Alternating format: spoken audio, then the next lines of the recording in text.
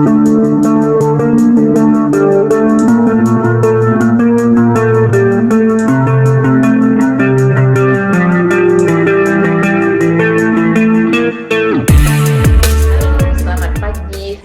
pagi tepatnya untuk sahabat IDE, Institut Digital Ekonomi LPKIA Bandung, dan secara khusus para fresh graduate.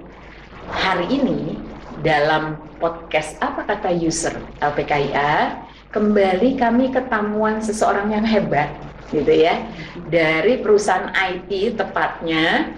Beliau, nama lengkap beliau adalah Ibu Puji Lana Ainan, betul ya? Lebih enaknya dipanggil Bu Puji atau Bu Lana atau Bu Puji? Bu Puji, oke. Puji, Dan walaupun usia beliau masih usia muda, gitu ya. Muda sih Bu.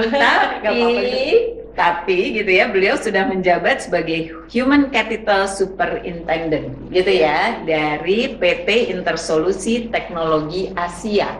Nah, gini, kita mulai ngobrol deh ya, Mbak Puji ya. Saya panggilnya Mbak aja, gitu ya.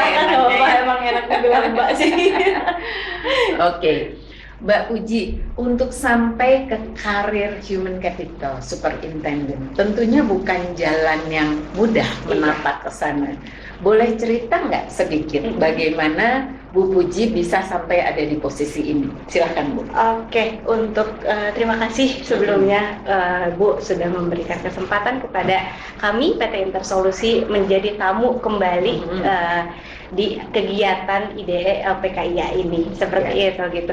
Ya, sedikit cerita mungkin awalnya untuk di posisi ini tidak mudah ya Bu ya. Jadi banyak challenge yang harus saya lewati, yang dimana awalnya sebetulnya saya berkeinginan nggak akan kerja di perusahaan sebetulnya gitu, tapi ya yang namanya jodoh, saya bertemu dengan istilahnya leader saya saat ini, yang dimana dia membimbing saya cukup banyak, memberikan masukan, pembelajaran yang akhirnya ada di posisi sekarang. Seperti dulu saya nggak ngerti di dunia HR itu seperti apa gitu, walaupun memang di kuliah kan diinformasikan ya Bu ya. Background pendidikannya kan psikologi ya. Betul. Diberikan pembelajaran yang akhirnya bisa sampai seperti ini. Interview itu seperti apa, lalu maintain orang itu seperti apa, itu diajarkan banyak. Sampai dengan sekarang itu 2016, 17, 18, 19, 20, kurang lebih 4 tahun Bu. 4 tahun ya, 6-7 tahun kalau sampai 2023. Iya. Tapi maksudnya 4 tahun sudah bisa mencapai jenjang karir human capital. Iya. Ya, jadi saya pikir kalau kita lihat untuk menjadi personalia gitu ya, human capital itu bukan ilmu yang mudah. Iya. Superintendent tuh udah supervisornya gitu ya. Pastinya nih salah satu nanti yang kita dengerin obrolannya adalah Mbak Puji juga membagikan tipsnya khususnya bagi para fresh graduate, bagaimana mereka bisa menapaki jenjang karirnya sehingga dengan relatif cepat bisa terus naik anak tangga gitu ya. Nah, kalau yang kedua nih kita juga ingin tanya, PT Intersolusi Teknologi Asia itu bergerak dalam bidang apa dan kliennya siapa saja? Oke, untuk PT Intersolusi Teknologi Asia ini, atau bisa dibilang banyaknya gitu ya, lebih mudahnya BTS gitu, bukan boyband ya Bu ya. Baru mau nanya kaitannya sama BTS. Kalau dicari di Google itu kan banyaknya nanti keluarnya boyband gitu, tapi kita Bridge Technology Services yang dimana kita bergerak di IT Enterprise Consultant, yang dimana kita memberikan solusi-solusi terbaik untuk klien-klien IT kita,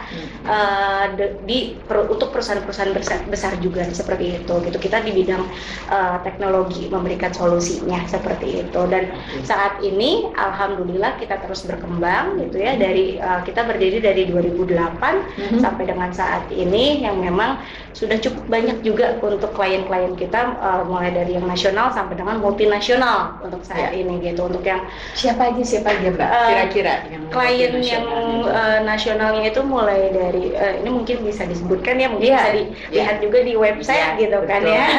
betul.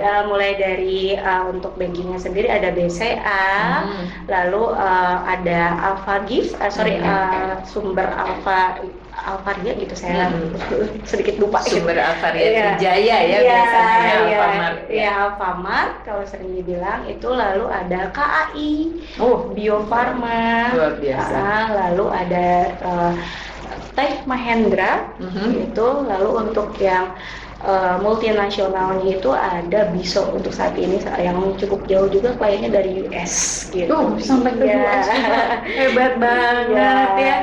Lebih dari 20 atau lebih dari 20 perusahaan multinasional saya lihat, apalagi sekarang termasuk di Amerika ya, di US ya. Oke. Itu dalam solusi hardware dan software atau software saja, Mbak? Software sejauh ini. Software ya, jadi kebutuhan softwarenya. Baik, ketika PT Intersolusi ini membutuhkan tenaga kerja, gitu ya, kualifikasi minimal yang harus dimiliki tenaga kerja itu seperti apa sih? Kualifikasinya sih secara teknis ya, kalau misalnya kita ada dua, secara teknis dan non teknis. Kalau misalnya secara teknis, kita kebanyakan mencari untuk programmer. Karena core kita kan memang developer, IT gitu. Jadi untuk basicnya sendiri sih kita mencari yang memang dia bisa programmer bahasa-bahasa tentunya gitu, atau misalnya kayak secara bahasa bukan awal umumnya ngoding lah gitu. Komputer is must gitu ya, especially programming gitu ya pasti ya. Sekarang tuh yang pasti sih harus ngerti dalam satu bahasa tuh ada teknologi yang dipahami lah gitu. Iya, core utamanya sesuai dengan core utama. Lalu di luar dari core utama itu, biasanya apa yang dilihat oleh perusahaan ketika melakukan rekrutmen? Kan ada tadi core utama. Iya. Mungkin soft skill-nya apa kira-kira yang dilihat? Yang pertama kita lihat itu adalah attitude ya. Attitude yang seperti apa tuh? Attitude itu karena kan memang kalau misalnya secara teknis good ya, tapi secara attitude kurang ya, kita pun ya akan mempertimbangkan kembali gitu untuk hal tersebut gitu. Tapi saat interview sendiri kita akan melihat hal tersebut gitu, dari dimana mereka ketika saat berbicara dua arah seperti ini, dari cara komunikasi, terus dari cara penerimaan informasinya juga seperti itu, cara bicara, bersikap itu pun kita lihat seperti itu gitu. Intersolusi ini setahu saya sudah cukup lama minta tenaga kerja ke bursa tenaga kerja LPKIA. Kira-kira kesan-kesan Mbak Puji ketika minta tenaga kerja ke LPKIA ini seperti apa? Untuk kesan-kesannya sendiri ke LPKIA ini, karena dari berbagai macam kampus ya Bu ya kan, karena kita juga ada beberapa kampus yang sudah bekerja sama. LPKIA ini cukup komunikatif sih, selalu menanyakan apakah ada lowongan yang ingin dibuka oleh PT Intersolusi gitu. Oke, dari kita pun, oh iya sebetulnya kalau misalnya kita ingat gitu, oke Bu boleh minta tolong misalnya dari kita. Tapi kalau misalnya lagi penuh, dari kitanya pun diingatkan oleh tim LPKIA, cukup membantu sekali seperti itu gitu. Konsistensi dalam memelihara ini ya, komunikasinya ya, hubungannya ya. Kalau Mbak Puji rekrut dari LPKIA, sebetulnya apa sih sebenarnya kelebihan dari lulusan LPKIA menurut Mbak Puji? Kalau menurut saya dari LPKIA sendiri kan sejauh ini cukup banyak juga ya Bu ya, alumni-alumni dari LPKIA yang udah masuk ke situ ya, kesan-kesannya dari LPKIA itu cukup banyak sekali lulusannya yang masuk ke kita gitu. Jadi karena dari LPKIA sendiri lulusannya itu gimana ya, mereka itu punya basic Bu. Ya sudah punya basic yang memang cukup memenuhi kebutuhan perusahaan dan standar dari perusahaan yang memang jadi nanti ke kitanya itu pengembangannya itu nggak terlalu banyak gitu, walaupun memang ya ada beberapa yang memang harus diadaptasi lagi sesuai dengan standar dari perusahaan seperti itu gitu. Jadi kalau boleh disimpulkan, selama ini PT Intersolusi minta pun karena memang sudah ada track record, Iya. sudah ada yang sebelum-sebelumnya dan memenuhi memang ya dari Iya. kualitas yang dibutuhkan gitu Iya. kan.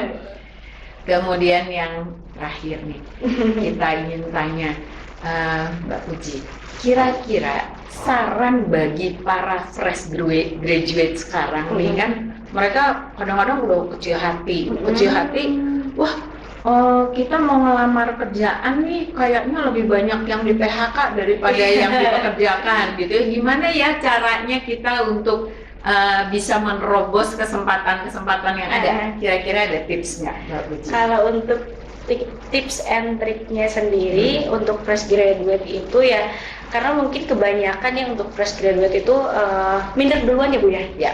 Minder duluan karena skill saya masih kurang, pengalaman saya masih kurang. It's okay, itu dikesampingkan dulu, jangan kecil hati, karena untuk pengalaman itu butuh proses. Ya. Iya, butuh proses yang dimana bisa mulai dari nol dulu. Jadi untuk pekerja pemula, istilahnya fresh graduate itu